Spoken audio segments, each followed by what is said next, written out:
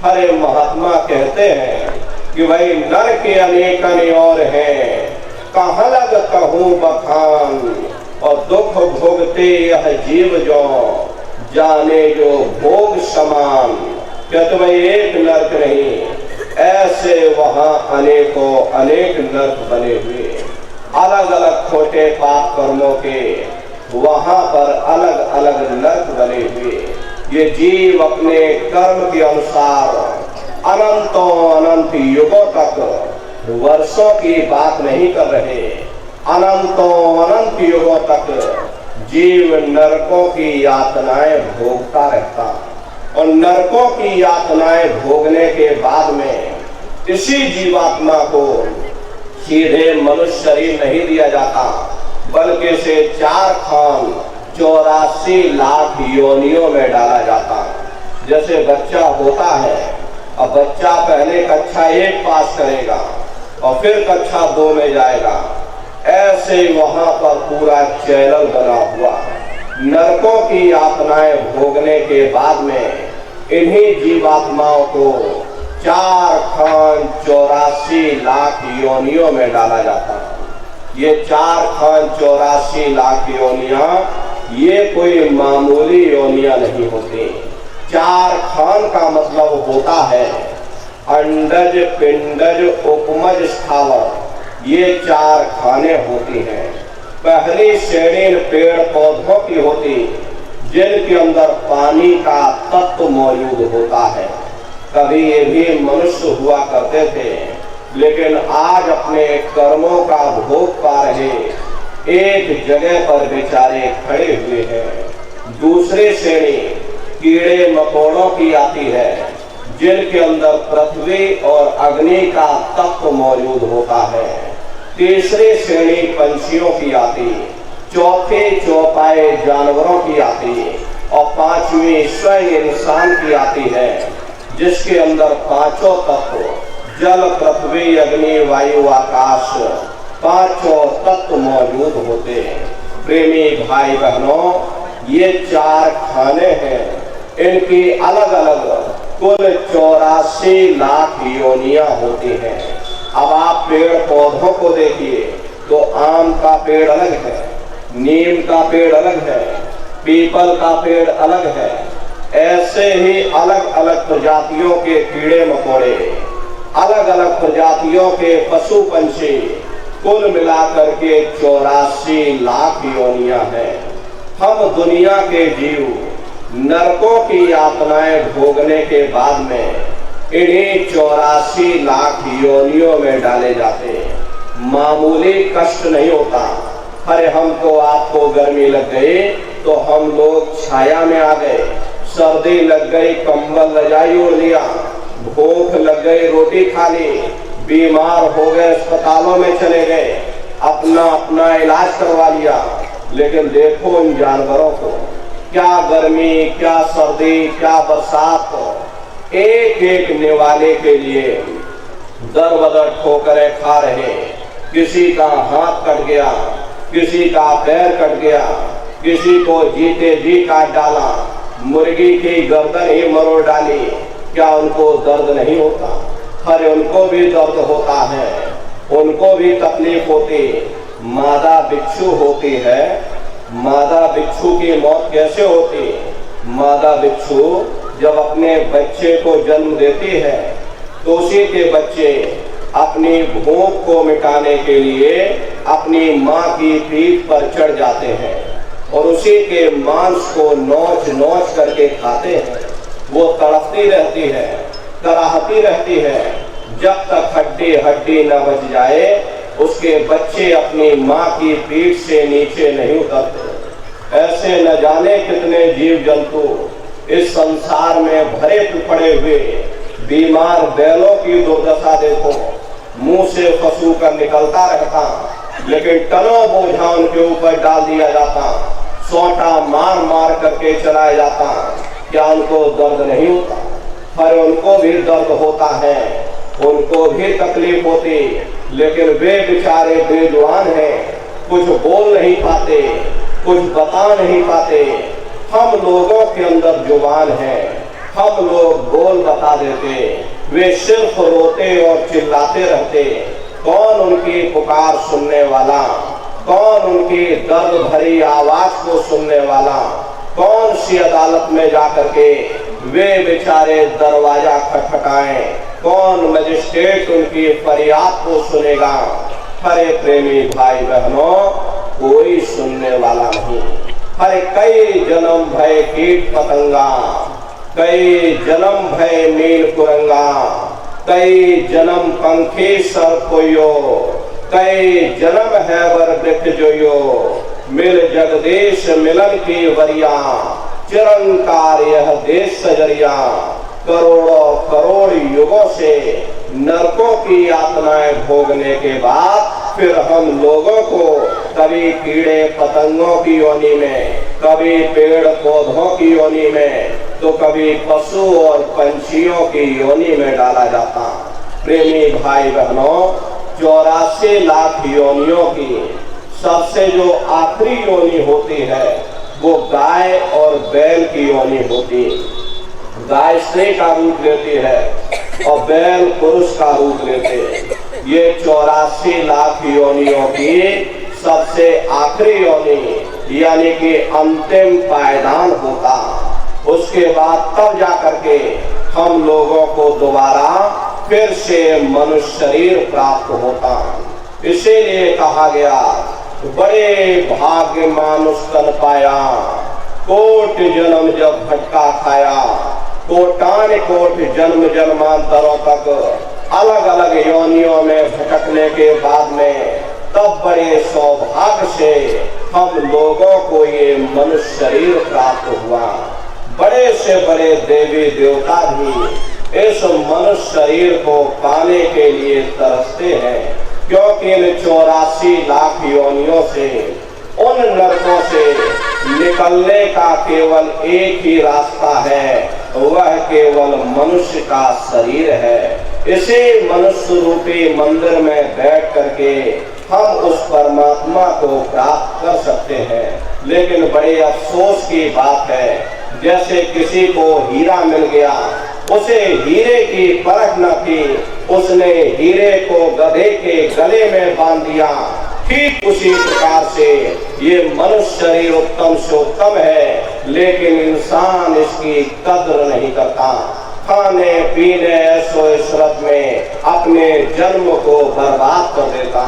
महात्मा प्रेम से जीवों को समझाते हैं, वे बड़े सौभाग्य से तुमको ये मनुष्य शरीर मिल गया, तुमको ये मौका मिल गया, इस मनुष्य रूपी मंदिर में बैठ करके तुम उस परमात्मा को प्राप्त कर सकते हो। प्रेमी भाई बहनों, इसीलिए संतों महात्माओं ने इस पंच भौतिक शरीर को सच्चा हरि मंदिर कह करके याद किया। ये हरि मंदिर यह शरीर है और ज्ञान रतन प्रकट हुए, ये असली हरि मंदिर है। जब भी वो मालिक मिलेगा, इसे हरि मंदिर के अंदर मिलेगा। इसी पंच भौतिक शरीर को ईसा मसीह साहब ने टेम्पल ऑफ लिविंग गॉड यानी जिंदा ईश्वर का मंदिर कहा। इसे पंच भौतिक शरीर को गुरु नानक साहब ने नर नारायणी देह कहकर याद किया। ये वो देह है जिसमें नारायण स्वयं विराजमान है। इसी पंच भौतिक शरीर को मुसलमान फकीरों ने कुदरती काबा कहकर याद किया। ये असली कुदरती काबा है। खुदा का दीदार जब भी होगा, इसी कुदरती काबे के अंदर जाकर होगा। बाहर से आज तक न कभी किसी को परमात्मा मिला, न भविष्य में कभी मिल सकता। परमात्मा जब भी मिलेगा, तुम्हें तुम्हारे अंदर मिलेगा। यही कबीर साहब ने कहा कि जो तिल माही तेल है, जो चकमक में आ तेरा साईं तुझ में, और जाग सके तो जाग। जिस तरह से तिल में तेल होता है, पत्थर में अग्नि होती है, ठीक उसी तरह से वो मालिक हर एक के घट घट में, हर एक के वजूद के अंदर बैठा हुआ। यही संत भीखा साहब ने फरमाया कि भाई भीखा भूखा को नहीं, सबकी गठरी लाल, और गिरह खोल नहीं जानसी, ताते भय कंगाल। यानी उस परमात्मा ने इस शरीर के अंदर कोई कमी नहीं रखी, सबके अंदर नाम रूपी अमोलक दौलत रखी हुई। यही आपकी धर्म पुस्तकों में भी लिखा कि अरे मोको का ढूंढे रे बंदे, मैं तो तेरे पास में, और ना तीरथ में ना मूरत में, मैं तो हूँ विश्वास में। ना मैं तीरथ में मिलूंगा, ना मैं मूरत में मिलूंगा, ना मैं ग्रंथों में मिलूंगा, ना मैं पोथियों में मिलूंगा, ना मैं किताबों में मिलूंगा। मैं जब भी मिलूंगा तो मैं तुम्हारे अंदर मिलूंगा। अरे प्रेमी भाई बहनों, अगर खाना बनाने की किताब सारे दिन बैठ करके आप पढ़ते रहोगे कि खाना ऐसे बनता है और खाना वैसे बनता है, खाने में नमक डाला जाता है, खाने में तेल डाला जाता, आप पूरी रात पूरे दिन बैठ करके पढ़ते रहो तो कभी तुम्हारा पेट नहीं भर सकता। जब तक आप खाना बनाओगे नहीं, उसे खाओगे नहीं, कभी तुम्हारा पेट नहीं भर सकता। हम वेदों की निंदा नहीं करते, हम ग्रंथों की निंदा नहीं करते, हम गीता कुरान बाइबल की निंदा नहीं करते। अरे वेद शास्त्र गीता कुरान बाइबल कहती है कि भाई मनुष्य के अंदर अंड खंड ब्रह्मांड है, स्वयं वह परमात्मा इसके अंदर बैठा। चलो अंदर चलो, अंदर चल करके उस परमात्मा का दर्शन दीदार करो। अब सवाल ये उठता है, भाई आखिर हम अपने अंदर जाकर के उस परमात्मा का दर्शन कैसे करेंगे? तो इसके लिए संतों महात्माओं ने केवल 3 साधन बताए। साधन 3 सारिन वर्णे, और साधन सब खोते मान। इस कलयुग में उस मालिक को पाने के लिए संतों महात्माओं ने केवल 3 साधना बताई। पहला है सुमरन, दूसरा है ध्यान, और तीसरा है भजन।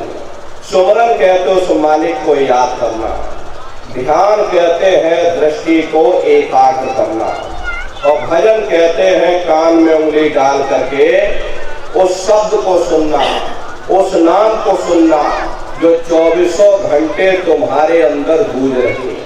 तो कैसे आप लोग सुमरन करोगे, कैसे आप लोग ध्यान करोगे, और कैसे आप लोग भजन करोगे, जरा अच्छी तरह से समझिएगा और फिर घर पर बैठ करके करिएगा। तो सबसे पहले सुमरन कैसे किया जाएगा? सुमरन करने के लिए एक माला आप लोग ले लेना। ये देखिए प्रेमी भाई बहनों, 108 दाने की ये माला है। अपने अपने घरों में बैठ करके बाहर से अपनी आंख को बंद कर देना, दोनों आंखों के मध्य भाग में अपने ध्यान को एकाग्र करके और मन ही मन अंदर ही अंदर दाने दाने पर जय गुरुदेव नाम का उच्चारण करिएगा। हर दाने पर जय गुरुदेव नाम, हर दाने पर जय गुरुदेव नाम, जय गुरुदेव जय गुरुदेव जय गुरुदेव जय। कुल 108 बार करिएगा। दोबारा इसी जगह फिर वापस आ जाओगे। जब आप जय गुरुदेव नाम का उच्चारण करोगे तो दोनों आंखों के मध्य भाग में अपने ध्यान को एकाग्र करके मन ही मन अंदर ही अंदर दाने दाने पर जय गुरुदेव नाम का उच्चारण करिएगा। जिसको आप याद कर रहे हो, एक समय ऐसा आएगा वो अंतर में तुम्हारे सामने प्रकट हो जाएगा। उसके स्वरूप को देख लेना, फिर उसी के स्वरूप को याद करके जय गुरुदेव नाम का सुमरन सभी प्रेमी भाई बहन करेंगे। दूसरी बार फिर यहीं से जय गुरुदेव नाम का सुमरन, तीसरी बार फिर यहीं से जय गुरुदेव नाम का सुमरन। इस तरह से कुल 8 बार जय गुरुदेव नाम का सुमरन सभी नए प्रेमी भाई बहन करिएगा। 8 बार करने के बाद ये माला आप रख देना। प्रेमी भाई बहनों, ये जय गुरुदेव नाम किसी साधारण इंसान का नाम नहीं, ये स्वयं उस अनामी महाप्रभु का नाम है। समय समय पर संत महात्मा अपने अपने समय पर आकर के उस मालिक के नाम को सिद्ध करते हैं। जैसे कबीर साहब आए, उन्होंने साहिब नाम सिद्ध किया। गुरु नानक साहब आए, उन्होंने वाहिगुरु नाम सिद्ध किया।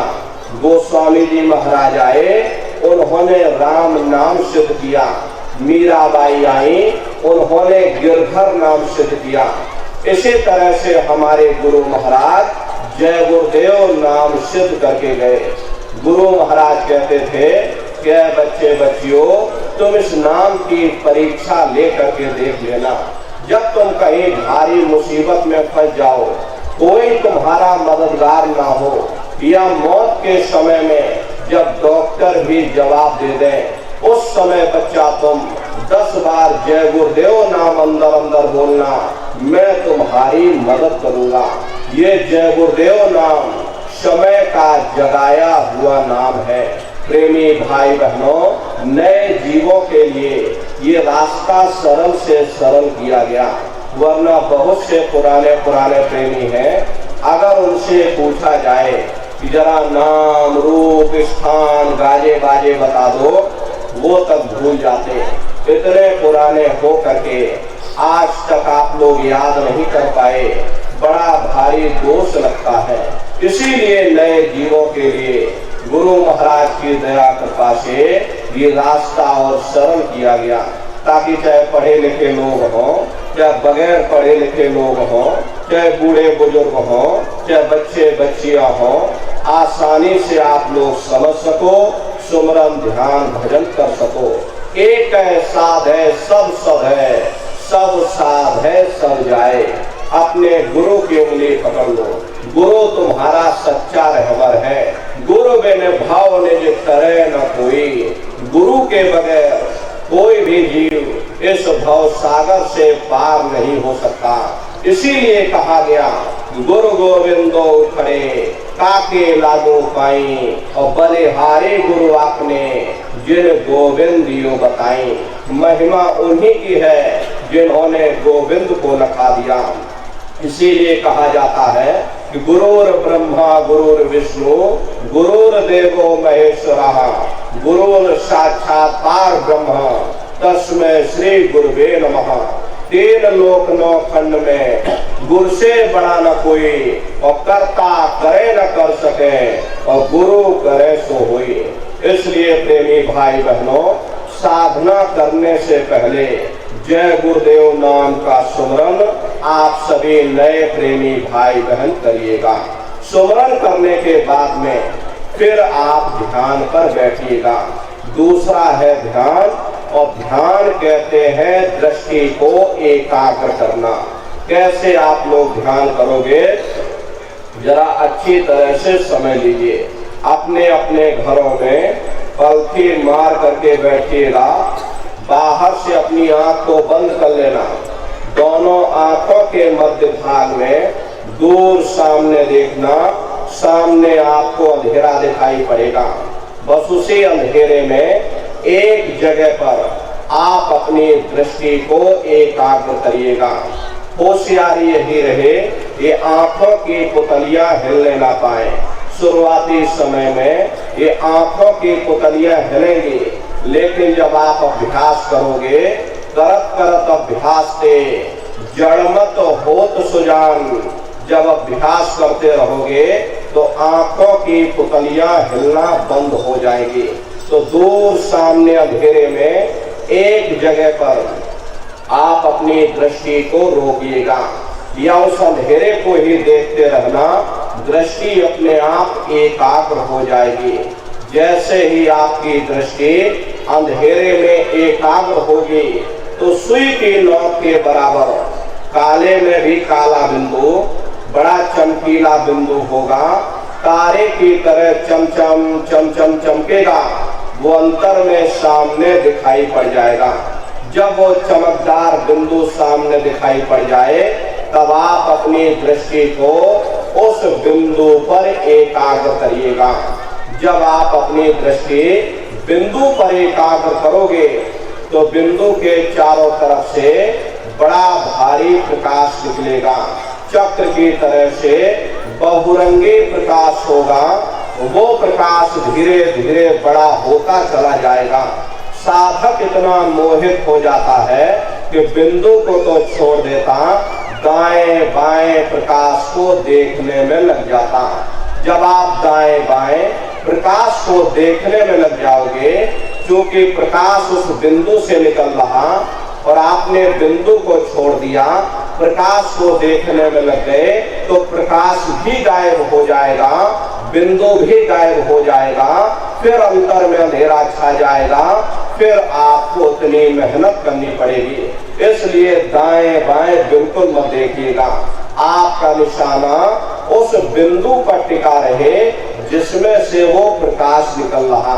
वही बिंदु दरवाजा है, वही बिंदु खिड़की है, उसी को हरि का द्वार यानी कि हरिद्वार कहा गया। बहुत विशाल वो दरवाजा, ये संसार कुछ नहीं, ऐसे लाखों संसार इकट्ठे करके एक साथ दरवाजे के अंदर डाल दिए जाए, पता तक नहीं चलेगा। इतना विशाल वो हरि का द्वार है। आप उसके अंदर दाखिल हो जाओगे, बहुत बड़ा मैदान दिखाई पड़ेगा। उसी मैदान में जा करके खड़े हो जाओगे तो सबसे पहले आपको अपने गुरु के स्वरूप का दर्शन होगा। वो आपकी उंगली को पकड़ करके आगे का सफर तय करेंगे। लेकिन प्रेमी भाई बहनों, गुरु के स्वरूप का दर्शन जब होगा जब आप जय गुरुदेव नाम का सुमरन करोगे। यदि आपने सुमरन न किया तो जब आप उनको याद ही नहीं करोगे तो भला वो आपको दर्शन कैसे देंगे। और जब आपको दर्शन नहीं होगा तो आप आगे का सफर तय नहीं कर सकते। इसीलिए प्रेमी भाई बहनों, जय गुरुदेव नाम का सुमरन आपको सबसे पहले कराया जाता है। जब आप सुमरन कर लोगे, फिर जब आप ध्यान पर बैठोगे, जब दरवाजे के अंदर दाखिल हो जाओगे तो सबसे पहले उन्हीं के स्वरूप का दर्शन होगा। वो आपकी उंगली को पकड़ करके आगे का सफर तय करेंगे। ये है ध्यान करने का तरीका। एक बार फिर से अच्छी तरह समझिए कैसे आपको ध्यान करना है। अपने अपने घरों में पलके मार करके बैठिएगा, शरीर को टाइट मत करना। बहुत से लोग क्या करते हैं कि अपने शरीर को बिल्कुल टाइट कर देते। यदि आप अपने शरीर को टाइट कर दोगे तो शरीर आपका थक जाएगा, फिर शरीर ढीला पड़ जाएगा। इसलिए पहले से ही अपने शरीर को बिल्कुल ढीला छोड़ देना। जितना आराम से बैठ सको उतने आराम से ढीले बदन से बैठिएगा। आंखों को धीरे से बंद कर देना। इन आंखों पर भी कोई जोर मत देना। बहुत से लोग ध्यान के समय अपनी आंखों पर जोर लगाते हैं ताकि जल्दी से दृष्टि एकाग्र हो जाए। यदि आप अपनी ध्यान के समय आंखों पर जोर लगाओगे तो आंखों की पुतलियों में दर्द होगा, फिर आप अपनी बाहरी आंखों को खोल दोगे। प्रेमी भाई बहनों, इन बाहरी आंखों का यहाँ पर कोई मतलब नहीं है। जैसे सोते समय धीरे से आंख को बंद करते हो, ऐसे धीरे से आंख को बंद कर लेना। अंतर में सामने देखिएगा, सामने आपको अंधेरा दिखाई पड़ेगा, बस उसी अंधेरे को आप देखते रहना। इतना ही काम आपको करना है। सामने जो अंधेरा दिख रहा उसे अंधेरे को आप देखते रहना। उस समय किसी के बारे में सोचना नहीं, किसी के बारे में विचार मत करिएगा। विचार करने की आदत हमारे अंदर पहले से पड़ी हुई है। हम किसी भी व्यक्ति को देखते हैं, देखने से पहले ही हम उस व्यक्ति के बारे में विचार करने लग जाते। ये जो विचार करने की आदत पड़ी है, ध्यान के समय ये विचार बाधक बन जाते हैं। इसीलिए ध्यान रखिएगा कि जब भी ध्यान पर बैठो मन में कोई विचार न आने पाए। निर्विचार होकर के शरीर को भी बिल्कुल हिलाना डुलाना नहीं, यहाँ तक कि अपनी जिह्वा को भी मत हिलाइएगा। निर्विचार होकर के, शून्य होकर के सामने देखिएगा, वो अंधेरा दिखाई पड़ेगा। बस आप उसी अंधेरे को देखते रहिए। देखते देखते देखते देखते आपकी दृष्टि अंधेरे में रुक जाएगी, और जैसे ही आपकी दृष्टि उस अंधेरे में एकाग्र होगी तो सुई की नोक के बराबर, बड़े काले में भी काला बिंदु, बहुत चमकीला बिंदु होगा, तारे की तरह चमचम चमचम चमकेगा, वो अंतर में सामने दिखाई पड़ जाएगा। जब वो चमकदार बिंदु सामने दिखाई पड़ जाए तब आप अपनी दृष्टि को उस बिंदु पर एकाग्र करिएगा। शुरुआती समय में वो चमकदार बिंदु आएगा, फिर गायब हो जाएगा, फिर आएगा, फिर गायब हो जाएगा, कभी ऊपर चला जाएगा, कभी नीचे चला जाएगा। तो साधक क्या करता है, अंदर ही अंदर सोचने लगता, वो चमकदार बिंदु कहाँ चला गया। तो अपने अंदर ही आंखों की पुतलियों को घुमा घुमा कर देखने लगता है कि वो चमकदार बिंदु कहाँ गायब हो गया।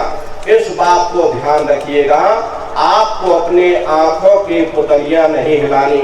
बिंदु गायब होता है, आप हो जाने देना, आपका ध्यान सामने रहेगा, वो चमकदार बिंदु फिर आपके सामने आ जाएगा। जब वो बिंदु सामने आ जाए तो फिर आप अपनी दृष्टि को उस बिंदु पर एकाग्र करिएगा। जब आप अपनी दृष्टि बिंदु पर एकाग्र कर लोगे तो वो बिंदु फट जाएगा, वो दरवाजा खुल जाएगा, ये शिव नेत्र खुल जाएगा, ये दिव्य दृष्टि खुल जाएगी और आप दरवाजे के अंदर दाखिल हो जाओगे। एक बार प्रेमी भाई बहनों, ये दिव्य दृष्टि खुल जाए, फिर क्या भूत, क्या भविष्य और क्या वर्तमान, कोई भेद आपसे गुप्त नहीं रहेगा। लाखों वर्ष पहले क्या हुआ था, भविष्य में क्या होने वाला है, आप बैठ करके ध्यान में सब कुछ देख सकते हो। तो यह है ध्यान करने का तरीका। तीसरा है भजन। गाने बजाने का नाम भजन नहीं है, नाच गाना ढोल मजीरा का नाम भजन बिल्कुल नहीं है। भजन कहते हो उस रूहानी आवाज को सुनना जो 24 घंटे तुम्हारे अंदर गूंज रही है। कैसे भजन करोगे, जरा अच्छी तरह से समझ लीजिए। ये दोनों उंगली कानों में डाल करके ये कानों को बंद कर देना। कान इसीलिए बंद किए जाते हैं ताकि बाहर की कोई आवाज हमको सुनाई ना पड़े। अपनी सुविधा से बैठिएगा, कुर्सी पर चाहे कुर्सी पर बैठ जाओ, सोफे पर चाहे सोफे पर बैठ जाना, या कोई तकिया इस तरह से रख लेना और दोनों कोहनी यहाँ रख करके दोनों उंगली कानों में डाल करके ये कानों को बंद कर लेना। बहुत सी हमारी माताएं बहनें हैं, बूढ़े बुजुर्ग हैं, आपके घुटनों में दर्द होता है, रीढ़ की हड्डी में दर्द होता है, आप बैठ करके भजन नहीं कर पाते हो तो आप लेट करके भजन करिएगा। ऐसे सीधे लेट जाना, लेटे लेटे आंख और कान को बंद कर लेना। मतलब तो आंख और कान को बंद करना है, चाहे आप लेट करके करो या चाहे आप बैठ करके करो। यही कहा गया कि आंख कान मुख बंद कराओ, अनहद झिंगा शब्द सुनाओ। यानी पहले अपनी आंख को बंद करो, अपने मुख को बंद करो, दोनों उंगली कानों में डाल करके ये कानों को बंद कर लो और ऊंचे से ऊंचा ध्यान दे करके उस आवाज को सुनने की कोशिश करो। प्रेमी भाई बहनों, जब आप अपने कानों को बंद करके ऊंचा ध्यान दे करके सुनोगे तो आपको ऐसा अनुभव होगा कि कहीं सीटी जैसी आवाज हमारे कानों में गूंज रही है। इस तरह से सीटी जैसी आवाज शुरू में आप सभी को सुनाई पड़ेगी। करना कुछ नहीं, लेटे हो चाहे बैठे हो, बस आप उस आवाज को सुनते रहना और सुनते सुनते उसी में लीन हो जाना।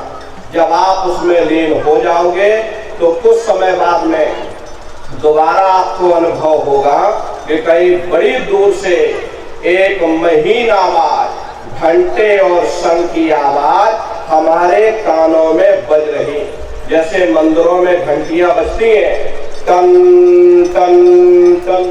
तो बाहर तो आपने नकल किया, हरे महात्माओं ने कहा था ये शरीर तुम्हारा सच्चा हरि मंदिर है। इसी हरि मंदिर के अंदर वो घंटे शंख की आवाज 24 घंटे गूंज रही है। उसी घंटे शंख की आवाज को महात्माओं ने शब्द कहा। आपकी धर्म पुस्तकों में लिखा है कि पोथी पढ़ पढ़ जगमुआ, पंडित भयानक कोई, 2.5 अक्षर प्रेम का, पढ़े सो पंडित हुई।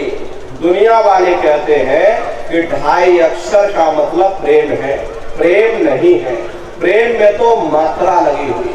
यहाँ पर जिस 2.5 अक्षर का वर्णन उन महात्माओं ने किया था वो है शब्द, सा आदा बा और दा। उसी शब्द को महात्माओं ने नाम कहा। कलयुग केवल नाम आधारा, सुमेर सुमेर नर उतरहि पारा। कलयुग में केवल नाम का आधार है, वो नाम तुम्हारे अंदर 24 घंटे गूंज रहा। तो उसी घंटे शंख की आवाज को महात्माओं ने शब्द या नाम कहा। उसी को मुसलमान फकीरों ने कलमा कहा। उसी को ईसा मसीह साहब ने वर्ड या लागस कहकर याद किया। उसी को गुरु नानक साहब ने अनहद वाणी कहकर के याद किया।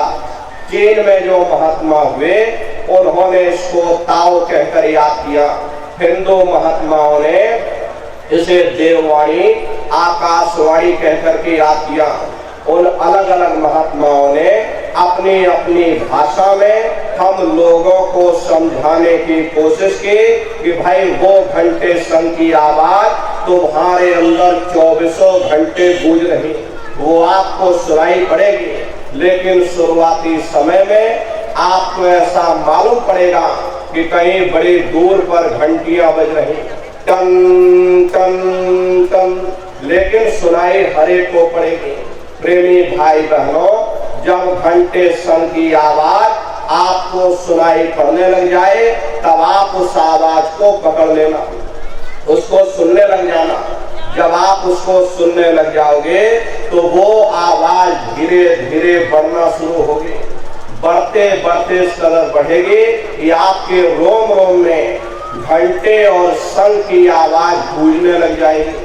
बड़े घनघोर आवाज होती है, बड़े मधुर वो आवाज होती है। ये जो दुनिया के संगीत आप सुनते हो, उस रूहानी संगीत के सामने ये दुनिया के संगीत कुछ नहीं है। जब आप उस रूहानी संगीत को सुनोगे, इतना भारी आनंद आपके ऊपर छा जाएगा, इतनी खुशी आपको होगी, ऐसा नशा आपके ऊपर चढ़ जाएगा, इतना आप उस आवाज में खो जाओगे या आप सारी दुनिया को ही भूल जाओगे। अरे प्रेमी भाई बहनों, शंकर भगवान को वही नशा चढ़ा था। शंकर भगवान कोई गांजा भांग नहीं पीते थे। ये तो हमने आपने शंकर भगवान को बदनाम कर दिया कि शंकर भगवान गांजा भांग पीते थे, चलो हम भी गांजा भांग पिएंगे। लेकिन ऐ नन्नारियों, शंकर भगवान ने कभी गांजा भांग नहीं पिया। शंकर भगवान जिस नशे में लीन रहते थे वो नाम का नशा था, वो ध्यान का नशा था, वो भक्ति का नशा था। जब आप उस आवाज को सुनोगे तो आपको भी वो नशा चढ़ जाएगा, क्योंकि उस आवाज में चुंबक है। जब आप उस आवाज को सुनोगे तो वो आवाज आपको अपनी ओर खींचेगी, और जब खिंचाव होगा तो जीवात्मा का फैला हुआ प्रकाश 9 द्वारों से सिमटने लगेगा। अब ये 9 द्वार कौन कौन से हैं? देखो प्रेमी भाई बहनों, अच्छी तरह समझिएगा। अरे बहुत बड़ा विज्ञान है। दुनिया का विज्ञान जब समाप्त हो जाएगा तो ये विज्ञान प्रारंभ होगा। तो 9 दरवाजे कौन कौन से हैं? 2 आंख, 2 कान, 2 नाक के सुराख, 1 मुंह, 2 मलमूत्र का रास्ता, ये शरीर के 9 दरवाजे हैं। सबसे पहला दरवाजा गुदा चक्र आता है।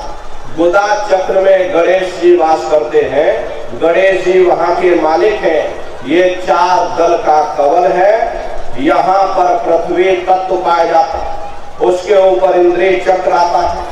इंद्रिय चक्र में ब्रह्मा जी वास करते हैं। ये 6 दल का कवल है। यहाँ पर जल तत्व पाया जाता है। उसके ऊपर ये नाभि चक्र आता है। नाभि चक्र में विष्णु जी वास करते हैं। ये 8 दल का कवल है। यहाँ पर अग्नि तत्व पाया जाता है। उसके ऊपर ये हृदय चक्र आता है। हृदय चक्र में शिव जी वास करते हैं। ये 12 दल का कवल है। यहाँ पर वायु तत्व पाया जाता है। अरे वास तो ऊपर मंडलों में करते हैं, लेकिन उनका प्रकाश, उनकी किरणें इन चक्रों पर पड़ती है। उसी के ऊपर एक कंठ चक्र आता है। यहाँ पर आद्या महाशक्ति की किरणें पड़ती। ये 16 दल का कवल है। और आप सबसे ऊपर तुम्हारी जीवात्मा सबसे ऊपर दोनों आंखों के मध्य भाग में बैठी है, जहाँ पर देवियां बिंदी लगाती हैं और पुरुष जहाँ पर टीका लगाते हैं। ये बिंदी और टीका यहाँ पर हम लोग इसीलिए लगाते हैं क्योंकि यहाँ हमारी जीवात्मा बैठी है। ये 10वां द्वार है, यहाँ जीवात्मा बैठी है, इसीलिए हम लोग उसका श्रृंगार करते हैं। ये 10वां द्वार है जहाँ पर तुम्हारी जीवात्मा बैठी। इसे 10वें दरवाजे पर बैठ करके जीवात्मा अपने प्रकाश को 9 दरवाजों में फैलाती है, जिससे आपका ये शरीर चलता है, आपके हाथ आपके पैर चलते हैं। जब आप भजन करोगे, घंटे शंख की आवाज को सुनोगे, तो उस आवाज में चुंबक है, वो आवाज आपको अपनी ओर खींचेगी। और जब खिंचाव होगा तो जीवात्मा का फैला हुआ प्रकाश 9 दरवाजों से सिमट करके यही 10वें दरवाजे पर इकट्ठा हो जाए। और जैसे यहाँ पर इकट्ठा हुआ, तुरंत शब्द जीवात्मा को खींच करके इस शरीर से बाहर कर देगा। फिर आप अपनी आंखों से देखिएगा कि हमारा शरीर ये है, हम ये खड़े। आप अपने शरीर से अलग हो जाओगे। जैसे चिड़िया होती है, चिड़िया घोंसले से निकल करके आसमानों की उड़ान भरती है, शाम को फिर अपने घोंसले में आ जाती। ऐसे ही तुम्हारी जीवात्मा इस शरीर रूपी घोंसले से निकल करके ब्रह्मांडों की सैर करेगी, देवी देवताओं के दर्शन करेगी, राम और कृष्ण के दर्शन करेगी और घूम करके फिर अपने शरीर रूपी घोंसले में वापस चली आएगी। हरे प्रेमी भाई बहनों, ये ब्रह्मा विष्णु महादेव जिनकी सारी दुनिया पूजा करती है, आप सभी लोग ब्रह्मा विष्णु महादेव की पूजा करते हो, लेकिन कभी आपने ये विचार नहीं किया भाई जिनकी हम पूजा कर रहे हैं, आखिर ये लोग हैं कौन, ये कहाँ पर रहते हैं, ये क्या काम करते हैं, अरे इनके माँ बाप कौन है, राम कौन है, कृष्ण कौन है, ईश्वर कौन है, ब्रह्म कौन है, पार ब्रह्म कौन है। जरा संक्षिप्त में आप लोग समझिएगा, क्योंकि अगर इसका हम वर्णन करेंगे लाखों वर्ष लग जाएंगे, एक लोक का वर्णन नहीं हो सकता। इतने विशाल विशाल लोग ऊपर वहां बने हुए, लेकिन संक्षिप्त में आपको बताया जा रहा कि जब आप भजन करोगे तो किन किन मंडलों को पार करते हुए तुम्हारी यही जीवात्मा अपने 5वें मंडल पर यानी कि सचखंड में पहुंचेगी। प्रेमी भाई बहनों, जब आप भजन करोगे और घंटे शंख की आवाज को पकड़ करके जब आप शरीर रूपी घोंसले से बाहर निकल जाओगे, तो उसी घंटे शंख की आवाज को पकड़कर तुम्हारी ये जीवात्मा ब्रह्मांडों की चढ़ाई करेगी। पलक झपकते यह जीवात्मा खरबों योजन ऊपर चली जाती है। ये रॉकेट उसके सामने कुछ नहीं, एक पलक झपका खरबों योजन ऊपर ये जीवात्मा पहुंच जाती। ये सूरज चांद सितारों को पार करने के बाद सबसे पहले जो आपको लोक मिलेगा उसे महात्माओं ने शिवलोक कहा। शिवलोक तमोगुणी स्थान है, वहां के मालिक शिव जी हैं, वो पार्वती जी के साथ उस लोक में विराजमान है। शिव जी का दर्शन करने के बाद फिर जब आप ऊपर चढ़ोगे उसी के ऊपर ब्रह्मा जी का लोक आएगा। ब्रह्मा जी का लोक वो रजोगुणी स्थान है, वहां के मालिक ब्रह्मा जी हैं। वो गायत्री, सावित्री और सरस्वती के साथ उस लोक में विराजमान। ब्रह्मा जी का दर्शन करने के बाद फिर घंटे शंख की आवाज को पकड़ करके फिर जब आप ऊपर चढ़ोगे उसी के ऊपर विष्णु लोक आएगा। विष्णु लोक वो सतोगुणी स्थान है, वहां के मालिक विष्णु जी हैं। उनका बड़ा मनमोहक स्वरूप है। उनके 4 भुजाएं हैं, चारों भुजाओं में शंख, गदा, पद्म और चक्र सुशोभित है। आप क्षीर सागर में लक्ष्मी जी के साथ विराजमान। ये तीनों देवता ब्रह्मा, विष्णु, महादेव अपने अपने लोक में बैठ करके राज कर रहे हैं। एक रचयिता है जो जीवों को रचता है, एक पालनहार है जो जीवों को पालता है, एक संहार करता जो जीवों को नष्ट कर देता। हर एक का काम है घड़े को बनाना, एक का काम है घड़े की सुरक्षा करना, एक का काम है घड़े को तोड़ देना। इनके जो माता है वो आद्या महाशक्ति है। ब्रह्मा, विष्णु, महादेव लोक के ऊपर वो आद्या महाशक्ति का लोक आता है। और उसी लोक को पार करने के बाद सबसे पहला देश पड़ता है, या यूं कह लीजिए कि पहली राजधानी पड़ती है जिसे महात्माओं ने सहस्र दल कमल कहा। वो राजधानी है। ये ब्रह्मा, विष्णु, महादेव के जो लोक हैं उस राजधानी के अंतर्गत आने वाले जिले हैं। जैसे आपके उत्तर प्रदेश की राजधानी लखनऊ है, ये आपका छोटा सा जिला है। इसी तरह प्रेमी भाई बहनों, वो सहस्र दल कमल राजधानी का जो मालिक है वो निरंजन भगवान है। ये ब्रह्मा, विष्णु, महादेव ये निरंजन भगवान के ही पुत्र हैं। और ये आद्या महाशक्ति ये निरंजन भगवान की अर्धांगिनी है। निरंजन भगवान स्वयं तीनों लोकों के मालिक हैं। उन्हीं को त्रिलोकीनाथ कहा जाता है। हिंदू उन्हीं को परमात्मा कहते हैं, मुसलमान उन्हीं को खुदा कहते हैं, ईसाई उन्हीं को गॉड कहते हैं। घंटे और शंख की आवाज जो हर इंसान के अंदर गूंज रही, वो आवाज उन्हीं के मुखार बिंद से हो रही। निरंजन भगवान का जो स्वरूप है वो ज्योतिष स्वरूप है। हजार बाती की अखंड ज्योति वहां पर बराबर जल रही। अरे हम आप यहाँ मंदिरों में ज्योत जलाते हैं, ये तो हम आप उसकी नकल करते हैं। इस ज्योति में तेल की जरूरत पड़ती है, बाती की जरूरत पड़ती है, लेकिन वो अखंड ज्योति ऐसी है जिसमें ना तेल की जरूरत है और ना बाती की जरूरत है। पलटू साहब ने जिक्र किया कि उल्टा कुआ गगन में और तिसमें जरे चिराग, तिसमें जरे चिराग, बिना रोगन बिन बाती और 6 ऋतु 12 मास जरत रहे दिन राती। सतगुर मिले जो होए ताहि की नजर में आवे और बिन सतगुर नहीं कोई वाह को दर्शावे। वो अखंड ज्योति ऐसी है जिससे पूरा ब्रह्मांड प्रकाशमान हो रहा है। जितनी भी अवतारी शक्तियां आई, राम आए, राम को वहीं से नीचे उतारा गया। इसीलिए उस देश को अयोध्या नगरी या कौशलपुर देश कहा गया। अरे गोस्वामी जी महाराज जब साधना करके ऊपर पहुंचे तभी उन्होंने रामचरितमानस में लिख दिया। क्या उन्होंने रामचरितमानस में लिखा? देखिए गोस्वामी जी महाराज कहते हैं कि मोदियो नैन त्रिशत में भयो पुण्य चितवत कौशलपुर गयो। जब मैंने अपने बाहर की आंख बंद की, मेरी अंतर की आंख खुल गई और मैं क्या देखता हूँ, मैं कौशलपुर देश में पहुंच गया। मोह विलोक राम मुस्काई, मुझे देख करके राम भगवान प्रसन्न हो गए। उन्होंने ऊपर जाने का रास्ता दे दिया। मैं ऊपर जाकर क्या देख रहा हूँ कि उधर माज सुने अंडज राया, देखे बहु ब्रह्मांड निकाया, अति विचित्रता लोक अनेका, रचना अधिक एक टेका।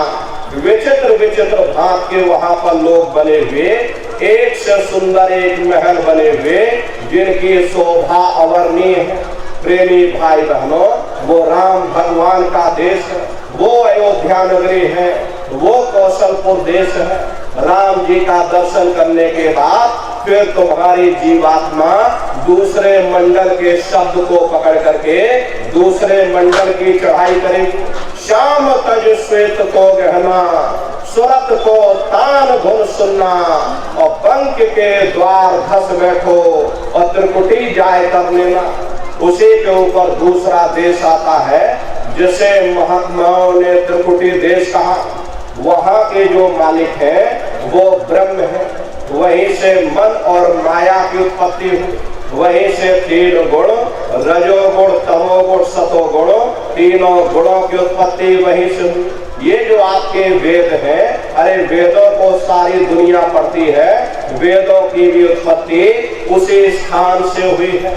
महात्मा कहते हैं कि वह त्रिकुटी महल में विद्या सारा, भर हर गरजे बजे नगारा, और लाल वरण सूरज उजियारा। वहां पर दो धुनें, बादलों की गर्जन और मृदंग की आवाज उस लोक में गूंजती रहती है। जैसे पहले स्थान पर राम भगवान के देश में घंटे और शंख की आवाज गूंजती, ऐसे दूसरे मंडल पर यानी कि ब्रह्म के देश में बादलों की गर्जन और मृदंग वहां पर बजता रहता। ओम का जाप बराबर वहां होता रहता। ब्रह्म का जो स्वरूप है लाल वरण सूरज उजियारा। अरे ये सूरज कुछ नहीं, ऐसे लाखों लाख सूर्य इकट्ठे करोगे तो वहां का एक सूर्य बनेगा। ब्रह्म का जो स्वरूप है वो सुबह के लाल सूर्य के समान है। इसीलिए वहां का पूरा ब्रह्मांड लाल है। जहां तक आपकी निगाह जाएगी ब्रह्म देश में चारों तरफ आपको लाल ही लाल नजर आएगा। महात्मा जब साधना करके वहां पहुंचे तभी महात्माओं ने लिख दिया, लाले मेरे लाल की जित देखो तो लाल, और लाली देखन में गई मैं भी हो गई लाल। वो पूरा ब्रह्मांड ही लाल है। जितने साधक वहां पहुंच जाते हैं उन सभी को योगेश्वर कहा जाता है। जैसे व्यास जी हुए, वशिष्ठ जी हुए, वाल्मीकि जी हुए, इन सब की पहुंच वही तक थी। इसीलिए कहा गया कि वाल्मीकि भय ब्रह्म समाना। जब इनकी जीवात्मा वहां पहुंची और जब इन्होंने ब्रह्म का दर्शन किया तो इनका स्वरूप भी ब्रह्म के समान यानी कि ब्रह्म स्वरूप हो गया। जितने साधक वहां पहुंच जाते हैं उन सभी को योगेश्वर कहा जाता। योगेश्वर भगवान श्री कृष्ण उसी देश में वास करते हैं। ये जो ब्रह्म देश है वो श्री कृष्ण भगवान का ही देश है और श्री कृष्ण भगवान वहीं पर रहते हैं। अरे बाहर की जन्माष्टमी नहीं है जो आप लोग मनाते हो, ये तो आपने नकल किया। अरे महात्माओं ने कहा था सही मायने में तुम जन्माष्टमी कब मनाओगे? जब तुम्हारी ये जीवात्मा 5 तत्व जल, पृथ्वी, अग्नि, वायु, आकाश और 3 गुणों रजोगुण, तमोगुण, सतोगुण 5 तत्व और 3 गुणों से परे होकर के ब्रह्म देश में पहुंच करके जब कृष्ण भगवान का दर्शन कर लोगे तब सही मायने में जन्म अष्टमी मनाई जाएगी।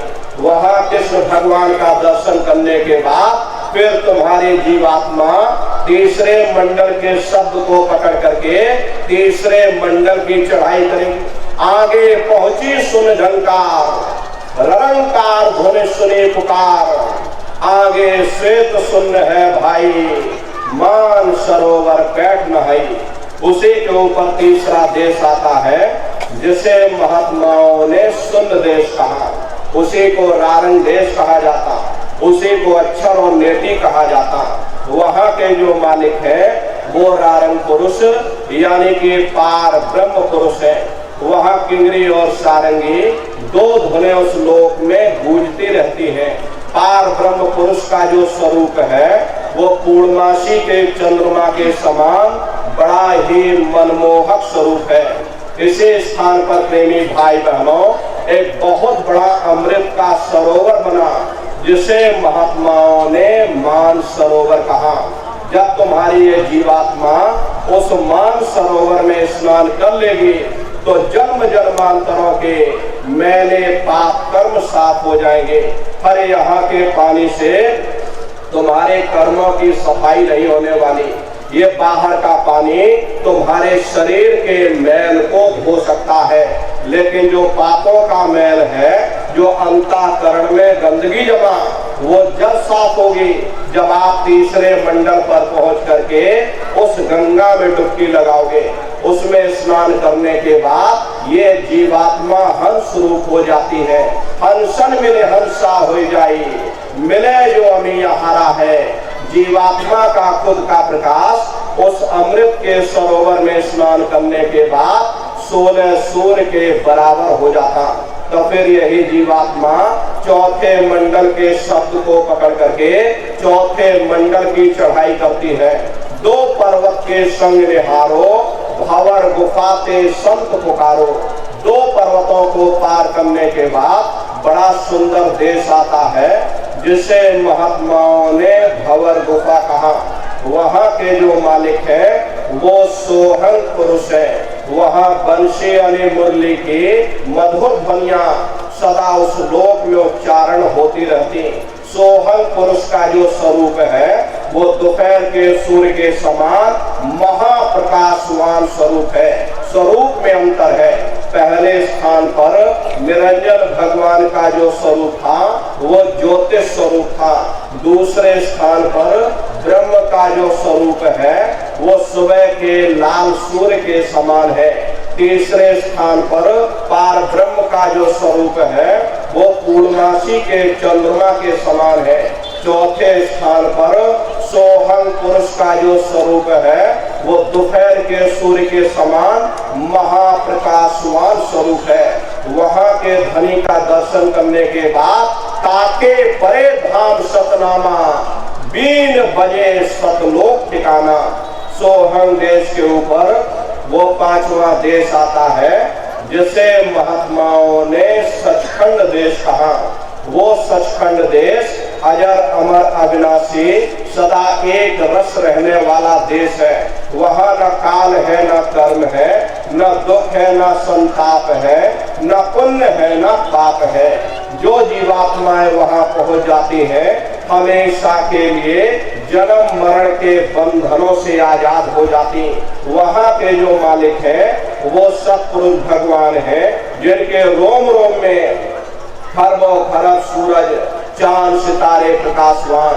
वही हमारे आपके सच्चे मालिक हैं, वही हमारे आपके सच्चे पिता हैं। हमको आपको वहीं से नीचे उतारा गया, फिर शब्द को पकड़ करके शब्द शब्द पौड़ी पर चढ़कर पहुंचो सचखंड सतनाम। शब्द की सीढ़ी हर एक मंजिल पर लगा रखी।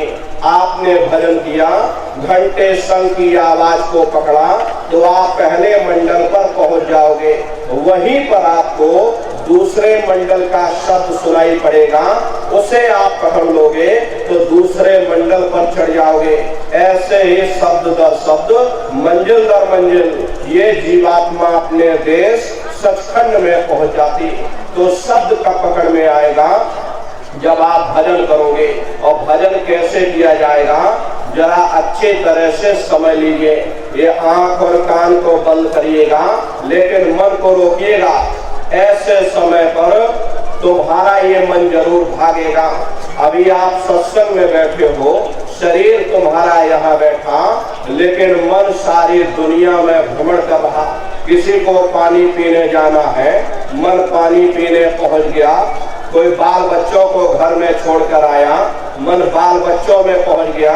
कोई दुकान दफ्तर छोड़ करके आया, मन दुकान दफ्तर में पहुंच गया। कोई खेती बाड़ी छोड़ करके आया, शरीर बेचारा यहाँ बैठा, मन खेत में जुताई कर रहा। तो ऐसे भजन से कोई लाभ नहीं होगा। जिन्होंने मार मंडाला उन्हीं को सूरमा कहना, बड़ा बैरी ये मन घट में इसी का जीत ना कटना। अगर दुनिया में कोई हमारा दुश्मन है वो केवल हमारा मन है। ये मन रूपी रावण कब मरेगा जब 9 द्वारों पर फतेह हासिल करके तुम यहाँ 10वें द्वार पर चढ़ जाओगे, तब सही मायने में दशहरा मनाई जाएगी। ये बाहर की दशहरा नहीं है जो लकड़ी का रावण बना देते हो और फूंक फांक करके घर चले आते तो हमने रावण मार दिया। अरे महात्माओं ने कहा था भाई सही मायने में तुम दशहरा कब मनाओगे?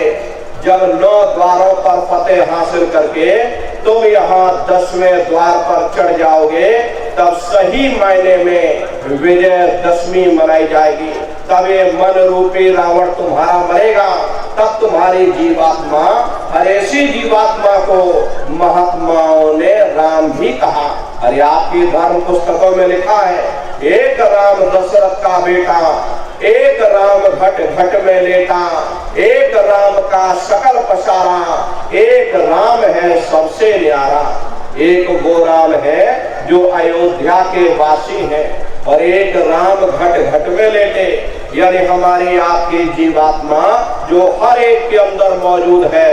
महात्माओं ने कहा भाई एक वो राम है, और एक राम का सकल पसारा, यानी पहले स्थान के मालिक वो निरंजन भगवान, जिनको दुनिया त्रिलोकीनाथ कहती है, जिनका ये पूरा पसारा पूरा संसार है। महात्माओं ने कहा भाई एक वो राम है, और एक राम है सबसे न्यारा। 5वें स्थान के मालिक वो सतपुरुष भगवान जो हमारे आपके सच्चे पिता हैं। महात्माओं ने कहा भाई एक वो राम है। तो महात्मा तो उस राम की महिमा गाते। मोटी बात आप लोग पकड़िए, भजन कैसे करोगे? ये आंख और कान को बंद कर लेना, ऊंचा ध्यान दे करके सुनिएगा। शुरू में सीटी जैसी आवाज आपको सुनाई पड़ेगी, उसे आप पकड़ लेना, सुनते रहना, सुनते सुनते उसी में लीन हो जाना। जब आप इसमें लीन हो जाओगे तो कुछ समय बाद में दोबारा आपको अनुभव होगा कि कहीं बड़ी दूर से एक महीन आवाज, घंटे और शंख की आवाज हमारे कानों में बज रही। जब घंटे शंख की आवाज आपको सुनाई पड़ने लग जाए, तब आप सीटी की आवाज को छोड़ देना और घंटे शंख की आवाज को पकड़ लेना। एक बार प्रेमी भाई बहनों, आप उस आवाज को पकड़ लो, फिर वो आवाज आपको नहीं छोड़ेगी, खींच करके शरीर से बाहर कर देगी। तो रोज आना, रोज जाना, रोज ब्रह्मांडों की सैर करना, रोज देवी देवताओं के दर्शन करना, रोज राम के दर्शन करना, रोज कृष्ण के दर्शन करना, और घूम करके फिर अपने शरीर रूपी घोंसले में वापस चले आना। ये सुमरन, ध्यान और भजन, ये 3 क्रियाएं आपको बताई गई। रास्ता बिल्कुल सच्चा है, आप करोगे, आपको अनुभव होगा, दिखाई भी देगा और सुनाई भी पड़ेगा। लेकिन इतना ध्यान रखिएगा, जो भी आपको दिखाई सुनाई पड़े अपने अंदर हजम करिएगा। जितना हजम करोगे उतना रास्ता खुलता चला जाएगा। नित्य नियम से सुमरन, ध्यान, भजन करना नागा नहीं होना चाहिए। अरे आप शरीर को भोजन देते हो, सुबह दोपहर शाम खाते हो, लेकिन कभी आपने विचार नहीं किया ये जीवात्मा जो जन्म जन्मांतरों से भूखी प्यासी बैठी है, कभी आपने इसको भोजन नहीं दिया। और इसका भोजन शब्द है, इसका भोजन नाम है। अपना ये नियम बनाइए कि पहले हम अपनी जीवात्मा को भोजन देंगे, फिर अपने शरीर को भोजन। अगर ये नियम आपका बन गया तो आपका लोक भी बन जाएगा और आपका परलोक भी बन जाएगा। हरे नर नारियों, उस मालिक को पाने के लिए तुम्हें घर बार छोड़ने की जरूरत नहीं है, तुम्हें समाज छोड़ने की जरूरत नहीं है, तुम्हें जात बिरादरी बदलने की जरूरत नहीं है। ये जात पात के रगड़े झगड़े ये हमारे अपने नहीं, ये सिर्फ हमारे मन की खुराफात है। हरे प्रेमी भाई बहनों, आप अपनी बुद्धि से विचार करिएगा। जब गुरु नानक साहब नहीं आए थे तब कोई सिख नहीं था, जब मोहम्मद साहब नहीं आए थे तब कोई मुसलमान नहीं था, जब ईसा मसीह साहब नहीं आए थे तब कोई ईसाई नहीं था। और पीछे लौटते चले जाओ तो केवल मनुष्य ही मनुष्य रह जाते। ये रगड़े झगड़े किसने पैदा किए? ये हमने आपने पैदा किए। कोई भी महात्मा यहाँ पर आकर के ना कोई कौम बनाने आता है, ना कोई मजहब चलाने आते हैं, और ना ही आप हमारे हाथों में डंडे और तलवारें देने के लिए आते। अरे आपको सच्चा मार्ग, सनातन मार्ग समझाने के लिए इस धरा भूमि पर शरीर रूप में अवतरित होते हैं। इसीलिए महात्मा समझाते हैं, अपनी बुद्धि से स्वयं विचार करिएगा। सुपच जात के भंगी थे, रैदास जी जात के हरिजन थे, मीराबाई जात के छत्राणी थी। अगर वे सब उस मालिक को प्राप्त कर सकते हैं तो आप भी उस मालिक को प्राप्त कर सकते हो। जाति पाति पूछे नहीं कोई, हरि का भजे सो हरि का हुई। लोग यहाँ जात पात बनाते बनाते मर गए, लेकिन नारियों, जब तुम्हारी ये जीवात्मा इस मनुष्य रूपी चोले को छोड़ करके ऊपर धर्मराज के दरबार में पहुंचेगी, वहां न तुमसे ये पूछा जाएगा कि तुम किस जाति के हो, तुम किस कौम के हो, तुम किस मजहब के हो, तुम हिंदू हो या मुसलमान हो, तुम हिंदुस्तान से आए हो या तुम पाकिस्तान से आए हो। अरे वहां तुम्हारे कर्म देखे जाएंगे, भक्ति भाव देखा जाएगा, मालिक से मिलने का प्रेम और प्यार देखा जाएगा। इसीलिए महात्मा समझाते हैं, भाई मालिक को पाने के लिए तुम्हें जात बिरादरी बदलने की जरूरत नहीं है, तुम्हें समाज छोड़ने की जरूरत नहीं है, तुम्हें घर परिवार छोड़ने की जरूरत नहीं है, तुम्हें जंगलों पहाड़ों में भटकने की जरूरत नहीं है, तुम्हें साधु सन्यासी और बाबा बनने की जरूरत नहीं। अरे भाई तुम अपने अपने घर परिवार में रहो, अपने अपने समाज में रहो, समाज की रीत नीति के अनुसार रहो, मेहनत और ईमानदारी से काम करो, और 24 घंटे में घंटा 2 घंटा अपने जीवात्मा के कल्याण के लिए सुरत शब्द नाम की कमाई यानी सुमरन, ध्यान और भजन करिएगा। अरे प्रेमी भाई बहनों, यही दौलत तुम्हारे काम आएगी, बाकी सब यही पड़ा रह जाएगा। सुई की एक नौक भी तुम्हारे साथ में जाने वाली नहीं है। अरे बड़े बड़े राजे महाराजे आए, सारी जिंदगी उन्होंने ये किला बनाते बनाते गुजार दिया। आज उनके किलों को जाकर देखिए, आज खंडहर बने पड़े हुए हैं। विश्व विजेता सिकंदर सारे दुनिया पर राज करने का ख्वाब देखता था, वो भी मुट्ठी खोल करके चला गया। कोई क्या साथ लेकर के जाएगा? जो चीज तुम्हारे साथ में जाने वाली वो केवल परमात्मा की भक्ति है। इसलिए प्रेमी भाई बहनों, वो दौलत कमा लो जो अंत समय में तुम्हारे काम आवे, वरना ये समय तुम्हारा निकलता चला जा रहा। ये 100 की पूंजी दिन प्रतिदिन कम होती चली जा रही। हम लोग कहते हैं कि भाई हमारी उम्र बढ़ रही, अरे आपकी उम्र बढ़ नहीं रही, आपकी उम्र दिन प्रतिदिन घटती चली जा रही। ये चंद श्वासों की पूंजी जो लेकर के आप यहाँ बैठे हो, ये दिन प्रतिदिन कम होती चली जा रही। एक समय ऐसा आएगा, ये बुलबुला तुम्हारा फूट जाएगा, न जाने तुमको दोबारा मनुष्य शरीर मिले न मिले।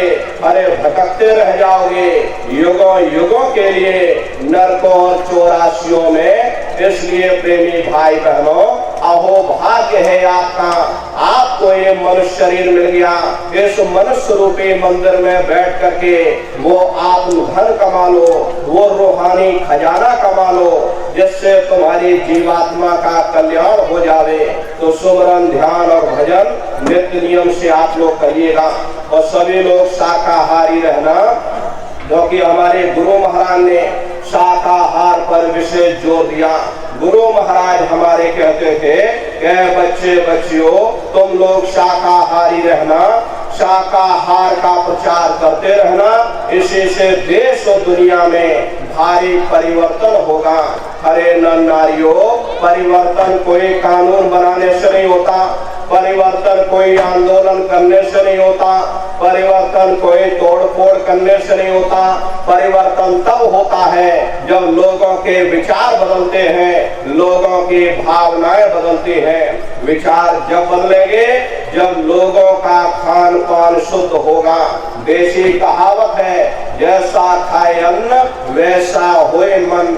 जब इंसान पशुवृत्ति भोजन करेगा उसकी बुद्धि स्वतः ही पशुओं जैसे हो जाएगी, सोच विचार उसका चिंतन स्वतः ही पशुओं जैसा हो जाएगा। फिर जिस शराब के नशे में माँ बहन बेटी की पहचान खत्म हो जाए, उस शराब को पी करके यह कैसे पता चलेगा कि क्या अच्छा और क्या बुरा है। यही कारण है कि आज भर समाज में ये दुनिया भर के अत्याचार, दुनिया भर के व्यभिचार फैले हुए। अरे हम लोग मंदिर बनवाते हैं, उन मंदिरों में हम आप नहा धो करके जाते, कहते भाई परमात्मा के रहने की जगह है, हमको नहा धो करके जाना चाहिए, फूल अगरबत्ती ले जाना चाहिए। कोई उन मंदिरों में कूड़ा कचरा नहीं डालता। अगर कूड़ा कचरा डालोगे तो आपस में लाठियां चल जाएंगी। फिर ये जो हरि मंदिर है, ये पंच भौतिक शरीर जिसे महात्माओं ने हरि मंदिर कहा, इसमें तुम हाड़ मांस के लोथड़े डालते हो, इसमें तुम शराब के कतरे डालते हो। अपने बनाए हुए ईट गारे के मंदिर की कद्र करोगे और परमात्मा के बनाए हुए इस हरि मंदिर को आपने जीते जी कब्रिस्तान बना दिया तो सख्त सजा मिलेगी।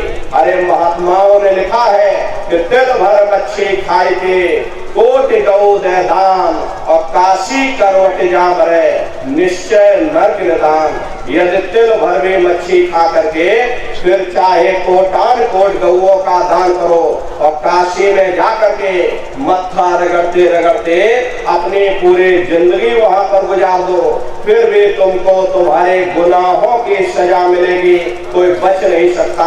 क्योंकि ये कर्म भूमि है, यहाँ तुम जैसा कर्म करोगे वैसा ही फल तुमको मिलेगा। देखिए इस कर्म भूमि पर कृष्ण भगवान तक नहीं बच पाए, उस समय बाली को छिप करके बाण मारा, वही बाली कृष्ण अवतार में बहेलिया बन करके आ गया।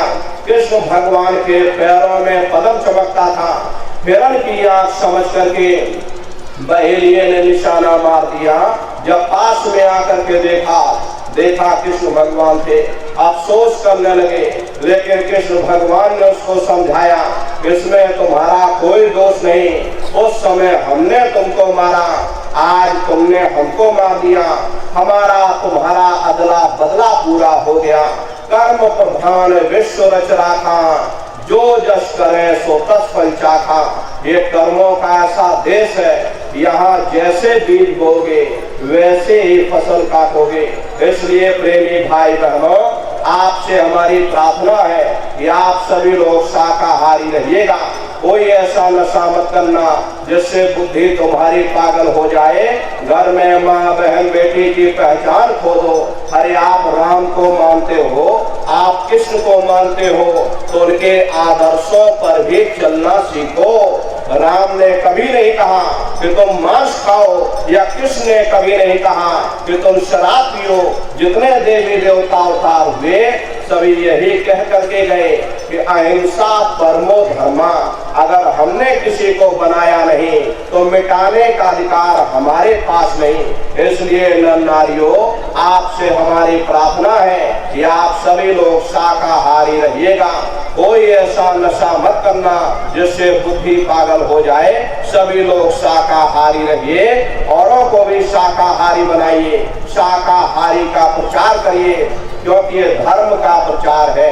सतयुग कैसे आएगा? अरे राम राज कैसे आएगा? राम राज कोई भाषण देने से नहीं आने वाला। राम राज जब आएगा जब आप लोग धर्म का प्रचार करोगे, और धर्म का प्रचार करने की जिम्मेदारी हम सभी प्रेमी भाई बहनों की है, क्योंकि हम सभी लोग अपने गुरु महाराज के जलाए हुए चिराग हैं। गुरु महाराज कह करके गए, बच्चा गांव गांव में तुम भजन केंद्र की स्थापना करो, गांव गांव में सत्संग होने लग जाए, गांव गांव के लोग भजन करने लग जाए, गांव गांव के लोग शाकाहारी हो जाएं, गांव गांव के लोग सदाचारी बन जाएं, आंखों में माँ बहन बेटी की पहचान कायम हो जाए। जब हमारा गांव बदल जाएगा, ये पूरा समाज बदल जाएगा, निश्चय ही कलयुग में सतयुग आ जाएगा। इसलिए प्रेमी भाई बहनों, धर्म के प्रचार में आप सभी लोग अपना अपना योगदान दीजिएगा। देखिए प्रेमी भाई बहनों, गुरु महाराज की दया कृपा से अभी होली का कार्यक्रम संपन्न हुआ। उसके बाद 33 दिवसीय काफिला, ये प्रथम पड़ाव यहाँ पर प्रथम कार्यक्रम आपके इस जिले में हो रहा। उसके बाद औरैया में चले जाएंगे, कल औरैया में कार्यक्रम होगा। उसके बाद फतेहपुर में चले जाएंगे, फतेहपुर के बाद में ब्लॉक लेवल पर सोनभद्र में कार्यक्रम होंगे, सोनभद्र में ब्लॉक लेवल पर कार्यक्रम होंगे। कुल 10 ब्लॉक हैं, 10 ब्लॉक में 20 कार्यक्रम होने हैं। 20 कार्यक्रम वहां करने के बाद में फिर आपके चंदौली, चंदौली से मिर्जापुर, मिर्जापुर से जौनपुर और जौनपुर के बाद में फिर रायबरेली, उधर उन्नाव, इधर हरदोई, कन्नौज होते हुए फिर हम गुरु महाराज की जन्मभूमि पर पहुंचेंगे। फिर मई के कार्यक्रम की तैयारी करेंगे। गुरु महाराज के भंडारे का कार्यक्रम 17 मई से 21 मई तक होगा। आपसे हमारी प्रार्थना है, गुरु महाराज के भंडारे के अवसर पर आप सभी लोग पधारिएगा। अपने अपने बच्चों को भी साथ में लेकर के आया करिए। हम लोग सबसे बड़ी गलती यही करते हैं, अकेले अकेले सत्संग में आते हैं, बच्चों को साथ में नहीं लाते। हम लोग ये सोचने लगते हैं, अरे बच्चों को क्या करेंगे ले जाकर, ये बच्चे छोटे हैं, इनको घर में रहने दो, इनको पढ़ाई लिखाई करने दो, अभी सत्संग सुनने का उम्र हमारी है, ये पढ़ाई लिखाई बच्चों की उम्र है। यही हम आप धोखा खा जाते हैं। अरे पढ़ाई लिखाई जरूरी है, हम ये बात मानते हैं कि आज के भौतिक युग में शिक्षा बहुत जरूरी है। अरे हमको भी गुरु महाराज ने पढ़ाया लिखाया, हमको अंगूठा छाप नहीं है, अरे गुरु महाराज ने हमको भी पढ़ाया लिखाया। प्रेमी भाई बहनों, प्रारंभिक शिक्षा हमारी गुरु महाराज की जन्मभूमि पर हुई, खितौरा धाम में, वहीं हमारा भी जन्म हुआ। गुरु महाराज की पावन जन्मभूमि जिला इटावा, ग्राम खितौरा में है। गुरु महाराज का जन्म वहीं पर हुआ और प्रेमी भाई बहनों, हमारा भी जन्म वहीं पर हुआ। हमारी प्रारंभिक शिक्षा वही गुरु महाराज की जन्मभूमि पर हुई। कक्षा 1, 2, 3 तक तो हम वहीं पढ़े। उसके बाद मथुरा पहुंच गए, 10वीं 12वीं, उसके बाद BA फिर LLB हमने मथुरा में की, LLB करके वकील बने। कहने का मतलब ये है कि पढ़ाई लिखाई हमने भी की प्रेमी भाई बहनों, लेकिन पढ़ाई लिखाई कर लेने के बाद BA MA और डिग्री कर लेने के बाद प्रेमी भाई बहनों संस्कार भी जरूरी है। MA BA की डिग्री करने से कोई संस्कार नहीं पड़ते। अगर MA BA की डिग्री कर लेने से संस्कार पड़ गए होते तो आज के समय में इतने वृद्धाश्रम न खोले गए होते। अरे संस्कार पड़ेंगे महात्माओं के वचनों से, संस्कार पड़ेंगे सत्संग के माध्यम से। ये बच्चे देश के भविष्य हैं, ये बच्चे हमारी धरोहर हैं। इन बच्चों के अंदर अच्छे संस्कार डालना इस समय की बहुत बड़ी मांग है। इसलिए प्रेमी भाई बहनों, हमारी आपसे प्रार्थना है कि अपने अपने बच्चों पर आप लोग विशेष ध्यान रखिएगा। अपने अपने बच्चों को अच्छी शिक्षा दीजिए, अच्छे संस्कार दीजिए। पहले के समय में अकेले माँ बाप अपने 4-4 बच्चों को पाल लेते थे, लेकिन आज के समय में वही 4-4 बच्चे अपने माँ बाप को रोटी नहीं खिला पा रहे। शादी हो जाती है, घर परिवार बट गया, जमीन जायदाद बट गई, चूल्हा चौका बट गया, यहाँ तक कि माँ बाप भी बांट करके रख दिए कि 10 दिन तुम हमारे घर में ले आना, 10 दिन बाद तुम हमारे घर में ले आना, हम रोटी खिला देंगे, 10 दिन तुम रोटी खिला देना। प्रेमी भाई बहनों, ये संस्कारों की बहुत बड़ी कमी है। ये बच्चे आपकी धरोहर है, ये बच्चे आपकी पूंजी है। इन बच्चों में अच्छे संस्कार बचपन से डालिएगा। ये बच्चे कच्चे घड़े हैं, इनको आप बचपन से तैयार करिए, इनको अच्छी शिक्षा दीजिए, इनको अच्छे संस्कार दीजिए, इनको भी चरित्रवान बनाइए, इनको भी शाकाहारी बनाइए, इनको भी सदाचारी बनाइए, और इनको भी राम और कृष्ण बना दो। यही बच्चे बड़े होकर के माँ बाप का नाम रोशन करेंगे, घर और समाज का नाम रोशन करेंगे। इसलिए हमारी आपसे प्रार्थना है, अपने अपने बच्चों के साथ इष्ट मिष्ट परिवार वालों के साथ गुरु महाराज के पावन भंडारे पर, जो कि 17 मई से 21 मई तक मथुरा आश्रम पर मनाया जाएगा। हमारे गुरु महाराज का ये पावन पुनीत भंडारे का कार्यक्रम है, इसमें आप लोग पधारिएगा। प्रेमी भाई बहनों, देश के कोने कोने से दसियों लाख की संख्या में सत्संगी प्रेमी भाई बहन मथुरा दरबार में पधारते हैं। प्रेमी भाई बहनों, उनके रहने ठहरने के लिए टेंट राउटी डेरों की व्यवस्था की जाती है। अलग अलग जिलों के भंडारे चलाए जाते हैं। अपना बहुत बड़ा आश्रम है, करीब करीब 10 किलोमीटर के व्यास में अपना आश्रम बना हुआ, वहीं पर ये कार्यक्रम होता है। अपने आश्रम पर गुरु महाराज की एक छोटी सी गौशाला भी है। गुरु महाराज के पास कुल 2 गाय थी। 2 गायों का इतना बड़ा परिवार है कि आज के समय में करीब करीब 3000 गाय हैं और 3000 से ऊपर सांड है। गौशाला अलग है और नंदीशाला अलग है। किसी को बाहर नहीं भेजा जाता, क्योंकि गुरु महाराज कह करके गए थे कि बच्चा इनको यही रखना, यही सेवा पानी करना, अगर बाहर भेज दोगे लोग मार देंगे, काट देंगे। इसीलिए चाहे गाय हो या चाहे बैल हो, हमारे यहाँ किसी को बाहर नहीं भेजा जाता। गुरु महाराज की दया कृपा से 3000 के करीब गाय हैं और 3000 के ऊपर सांड है। गौशाला हमने अलग बना रखी, नंदीशाला अलग बना रखी। उसी के बगल में अपना बहुत बड़ा अस्पताल है, वही बगल में अपना विद्यालय है, जिसमें 2500 से 3000 बच्चे निःशुल्क विद्या अध्ययन करते हैं। प्रेमी भाई बहनों, वो गुरु महाराज की कर्म भूमि है और गुरु महाराज की जन्मभूमि, जहाँ पर हमारे गुरु महाराज का जन्म हुआ, जिला इटावा, ग्राम खितौरा में है। जैसा भव्य मंदिर मथुरा दरबार में बना हुआ, उसी तरह से भव्य मंदिर गुरु महाराज की जन्मभूमि पर यानी कि खितौरा धाम में बन करके तैयार हो चुका। ये जो आप फोटो देख रहे हैं, ये जो पोस्टर लगा हुआ, ये गुरु महाराज की जन्मभूमि का मंदिर है। प्रेमी भाई बहनों, इधर जो पोस्टर लगा हुआ है, ये गुरु महाराज की कर्म भूमि मथुरा दरबार का मंदिर है। ताजमहल इसके सामने कुछ नहीं, ऐसे 2-3 ताजमहल खड़े कर दोगे, एक भव्य मंदिर दिखाई पड़ेगा। आप लोग पधारिएगा। गुरु महाराज की कर्म भूमि, गुरु महाराज की